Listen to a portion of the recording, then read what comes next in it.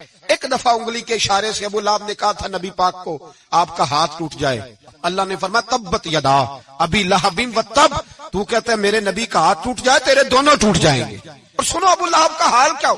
ابو لہب کا معنی ہے ابو لہب شولوں کا باپ، لہب شولوں والا۔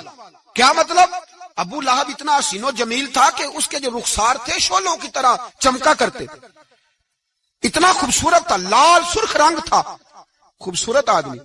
عرب میں جب غربت تھی تو اس کے گھر میں اس وقت بھی 2 اینٹیں سونے کی تھی، اتنا مالدار آدمی اور سردار تھا سارے مکے کا، لیکن نبی پاک کی بے ادبی کی۔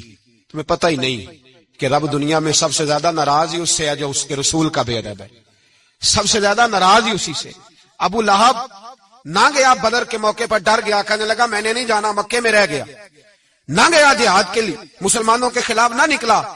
لوگوں نے بڑا اس کو لان تان کیا، لیکن کہنے لگا میرے خرچے پہ 4-5 بندے لے جاؤ، میں نہیں جاؤں گا، پیچھے رہ گیا۔ لوگ کہنے لگے بچ گیا، لیکن اس کے جسم کے اندر ایسی بیماری نکلی کہ ریشے سے بھر گیا سارا وجود، ریشے۔ اس کے بچوں نے لے جا کے ابو لہب کو پیچھے ایک حویلی تھی مکے کے باہر، اس میں بند کر دیا، چیختا تھا چلاتا تھا، بند کر دیا اس کو لے جا کے وہاں پیچھے۔ اور جب اس کو بند کر دیا کمرے میں تو چلاتا تھا، چیختا تھا، کوئی مجھے بچاؤ، کوئی پانی پلاؤ۔ دروازہ توڑ کے باہر نکلا تو چوک میں مر گیا ابو لہب، اتنی بدبو آتی تھی کہ کوئی قریب نہیں جاتا تھا۔ چوک میں لاش پڑی تھی، یہ ہے میت کسی بے ادب کی، منہ دکھانے کے قابل نہیں، ان کے دشمن پہ لعنت خدا کی، رحم پانے کے قابل نہیں ہے۔ چوک میں لاش پڑی ہے، تبت یدا ابی لہب و تب، چوک میں پڑی ہوئی ہے، کوئی قریب نہیں جاتا۔ اس کے بیٹوں سے لوگ جا کے کہنے لگے تمہارا باپ تھا، شرم کرو۔